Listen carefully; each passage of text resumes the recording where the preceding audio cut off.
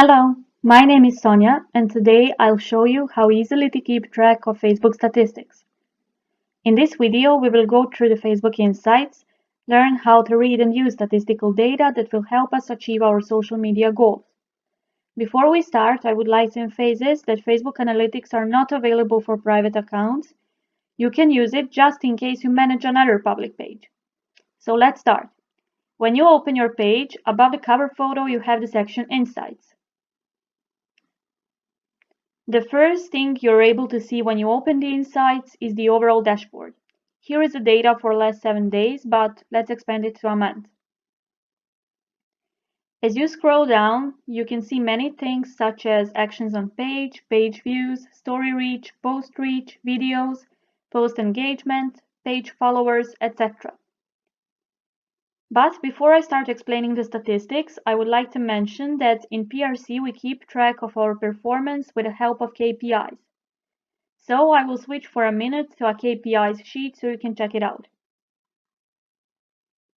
As you see in the sheet, we follow the number of posts per month, engagement, number of post likes per month, number of page likes per month, video minutes viewed, new followers, and page views. Knowing what metrics to follow every month will make your job easier. Now let's get back to our page. Back to Insights sheet, when you select the Posts card on the left side, the first thing you can see when you open it is when your fans are most active, which is very nice because it can help you when scheduling the posts. Here, you can see all the days in a week, and in this chart down below, you can see at what time they are most active. You should definitely use it when scheduling your posts. If you scroll down below more, here is an overview of all your posts. In this column, you can see the time and date when they're posted, and in other columns such as reach and engagement column, you can see which ones perform the best. Here, if we switch to reactions, comments, shares, a number that's standing here next to this dark purple rectangle is showing you the likes of your post. Why I'm saying this to you is because it can be very handy when you're trying to fill out the KPIs sheet. You can just easily take a sum of it and put it in your sheet. Next metric we follow is the number of page likes per month. For that, we go back again in the overview card, select again here 28 days, and down below we can see that we had 43 page likes in a time range from April 4th till May 1st. As our next parameter are video minutes view, we just have to scroll down, and here we have it. Right next to videos, you can see the page followers. That is the number of new people who liked your page in a specific time range.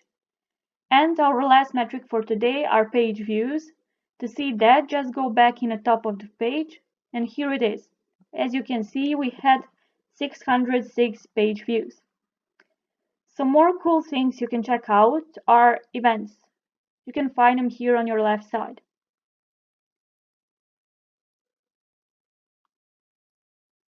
Here you can have insight in how many events we had in last 365 days, how many people we reached, responses get, etc. Also, you can check out the people card. Here, you can get informed about your audience, their gender and age, from what country most of them are coming, how much they're engaged in our page, and many other things. This would be it. I hope I helped you with this video to understand the basics. You don't have to be an expert in social media or statistics to keep track of basic Facebook statistics. I will leave few links to some YouTube videos and blog guides that might be helpful for you to understand this better. And for the end, take yourself enough time to understand it, explore it by yourself, and have fun. Bye!